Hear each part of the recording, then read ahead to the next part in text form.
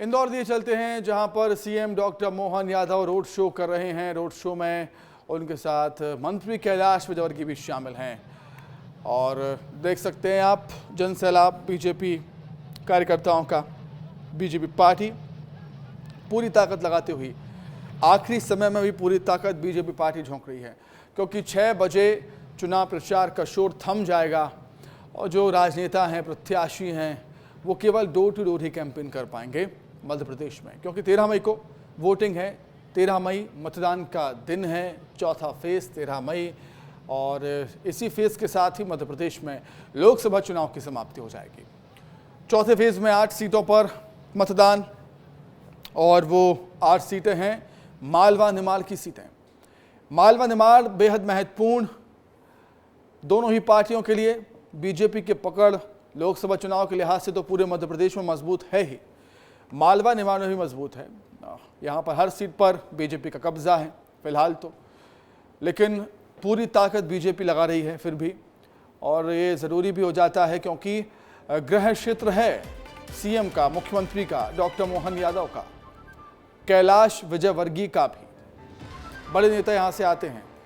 Bharatiya Janata party की बात करें, सुमित्रा महाजन भी यहाँ से आती हैं, कैलाश विजयवर्गीय, सीएम डॉक्टर मोहन यादव, सभी लगे हुए हैं। मकसद एक ही है कि सभी की सभी 8 सीटें जीती जाएं। और एक चुनौती और है, एक चैलेंज और है, वोटिंग प्रतिशत को बढ़ाने का। जी हाँ, क्योंकि 2 फेज में चुनाव हुए, लेकिन जो वोटिंग फीसदी था वो कम हुआ। तीसरे फेज में लेकिन वोटिंग अच्छी हुई। खासतौर से अगर हम इंदौर की बात कर लें, जहां पर ये रोड शो चल रहा है, वहां पर तो बिल्कुल राह आसान है भारतीय जनता पार्टी की। शंकर लालवानी के सामने कोई प्रत्याशी है ही नहीं।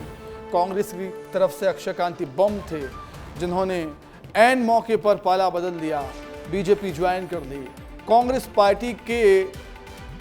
पार्टी के सामने यहाँ पर चुनौतियाँ खास तौर से बढ़ जाती हैं। कांग्रेस पार्टी का कोई भी प्रत्याशी इंदौर से चुनावी मैदान में नहीं, और यही वजह है कि कांग्रेस पार्टी यहाँ पर नोटा को सपोर्ट कर रही है। जी हाँ, हम नहीं तो कोई और नहीं। अगर हमें वोट नहीं दोगे तो किसी को वोट मत दो, कांग्रेस का यही कहना है, कांग्रेस की यही सोच है। ठीक है, अपनी अपनी सोच, लेकिन जिस तरीके से भारतीय जनता पार्टी यहाँ पर ताकत लगा रही है, ये जानते हुए कि एक तरफा मुकाबला हम कह सकते हैं, कहना गलत नहीं होगा, क्योंकि कोई प्रत्याशी शंकर लालवानी के सामने है नहीं। अक्षय कांति बम थे, वो ताकत लगाते जितनी भी लगाते, लेकिन वो भी पीछे हट गए और एंड टाइम पर पर्चा उठा लिया, नामांकन वापस ले लिया और बीजेपी पार्टी ज्वाइन कर ली। तो ये जानते हुए भी कि राह आसान है, लेकिन कोई कसर नहीं छोड़नी है, ये एक मूल मंत्र है भारतीय जनता पार्टी का। मेहनत में कोई कसर नहीं छोड़नी है, सीटों को जीतने में कोई भी कोर कसर नहीं छोड़नी है। और यही वजह है कि इंदौर में भी पूरी ताकत बीजेपी लगाती हुई।